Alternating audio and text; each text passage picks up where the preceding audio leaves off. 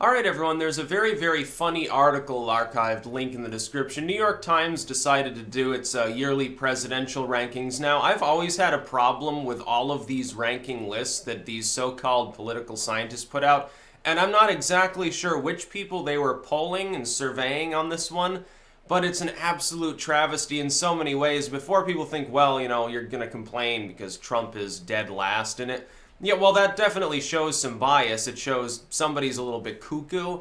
But that's not even the most major problem with this list. It's just so funny when I'm going through. But I've actually got it open. One of those rare times when I'm going to have something that I'm actually sort of like reading over while I'm making a video. Normally it's totally unscripted, but with this, it's like, you get a bunch of presidents. I got to show you why it's funny particularly.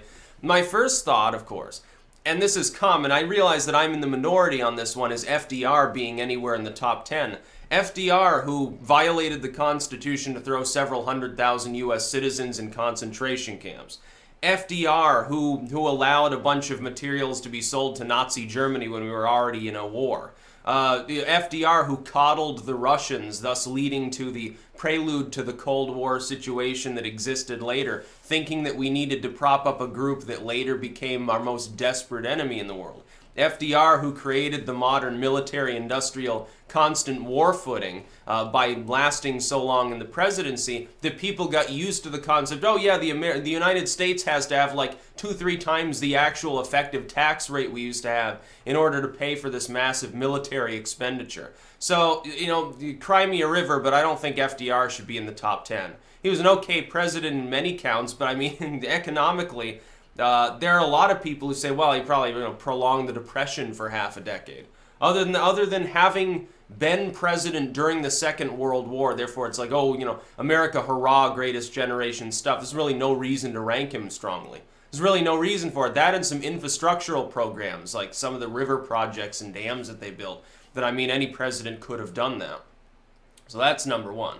Number two, Truman being in the top 10. Truman, single-term disaster, didn't work well with others.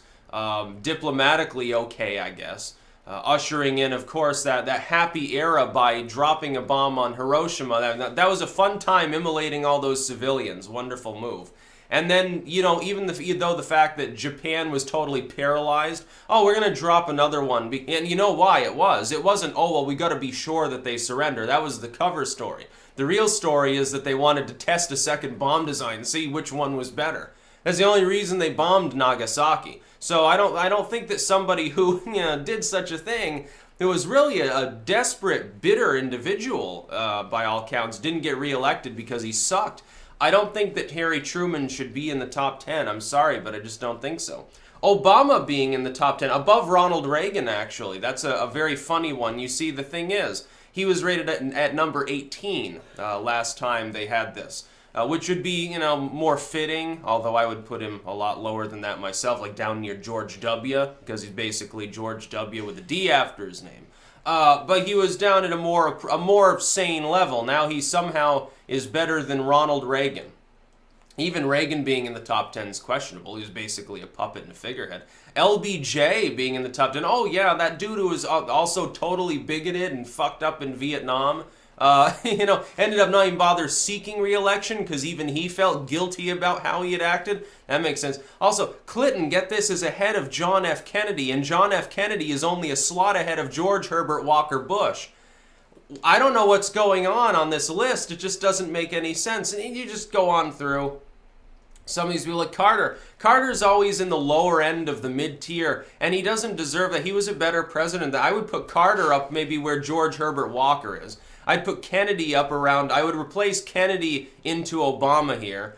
LBJ and Truman shouldn't be in the top 10. FDR shouldn't be in the top 3 at least. That doesn't make any sense. Now, Trump has managed to come in dead last with nobody whatsoever liking him, despite the fact that he's only served for an actual year.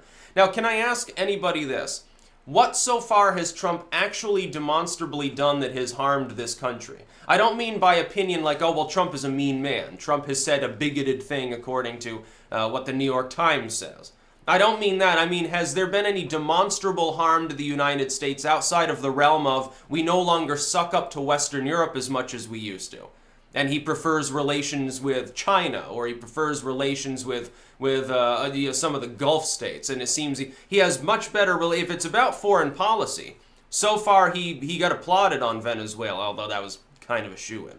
He's contained the DPRK and got China involved. He's the first one to successfully get China truly involved on North Korea. That's a win for him. I'm sorry, that's not a loss. The fact that he's dick-wagging around in North Korea isn't endangering the world. He's gotten China to see things our way in that realm. That's a good thing.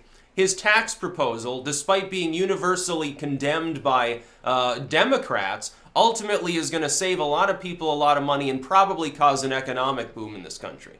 You can't demerit him for it. You haven't even seen what it's going to do. People just say, well, it's going to increase the deficit. Well, yeah, so did Bush and Obama, so who cares? At this point, anyone claiming they even give a shit about the deficit is probably lying. They only care if the other party happens to be in charge. Otherwise, the deficit's just fine. Don't worry, said the Democrats for 8 years. The deficit's, it's not really that big. Most of the debt's internal. We can pay it off. We never will, but we can.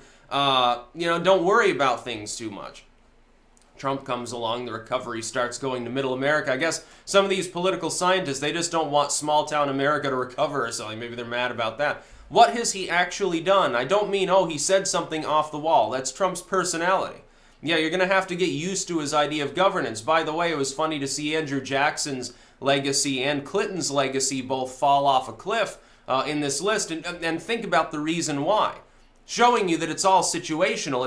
It's basically, this is the court of public opinion among, groups that tend to lean a little further left. When they say that they're Republicans, a lot of Republicans don't like Trump because he's not a Republican. No wonder he's low on the fucking list.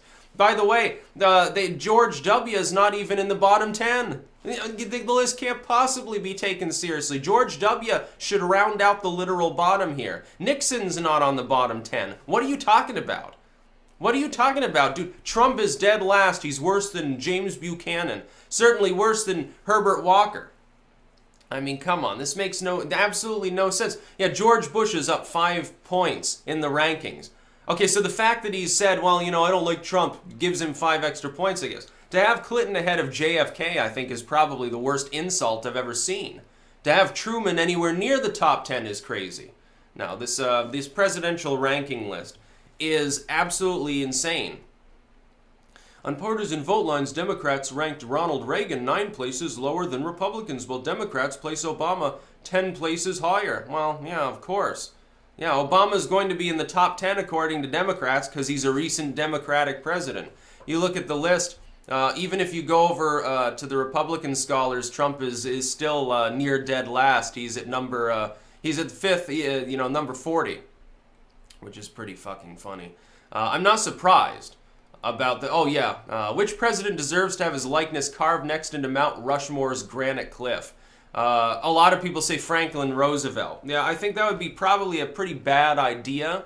Again, considering the ramifications of how he actually fucked this country over, but that's just my humble opinion. A lot of people think that he's better than that. I would put somebody more deserving on there. Yeah, somebody more. Eisenhower would be probably the best. Honestly, Ike was a sane individual. Did keep up the military-industrial complex, but he was a good president. Him being in number 7, he deserves that. And Teddy Roosevelt and Lincoln and Washington. I'm not as much a Lincoln fan. I think Washington deserves number 1 because he was number 1. But again, that's just me. But having Obama in the top 10, or Reagan, or LBJ, or Truman, doesn't make sense. You could make a better argument for Clinton being in the top 10, honestly, than Obama. To tell the truth, simply for economic reasons. Obama's silent warmongering, how's that really that different from George W., who's way down there? If Trump continues, shouldn't Trump then be in the top 10? Because he's keeping up some of the strikes that we do in, like, Pakistan and Yemen. Well, supposedly that's a good thing. Deficits are good, and, intervened in trade is good, so who cares if he puts a tariff on Asian goods? It wouldn't matter, ultimately. Those should be seen as good things. It's what the government's been doing. Oh, that's right, he's Donald Trump. I think a lot of it boils down to he happens to be in office at the time, like George W. magically recovering. Obama, even Democratic scholars did not rank him that high. They like Clinton better, or someone like that, or an FDR. Now they like Obama a lot more because he's not in office anymore, so he's silent.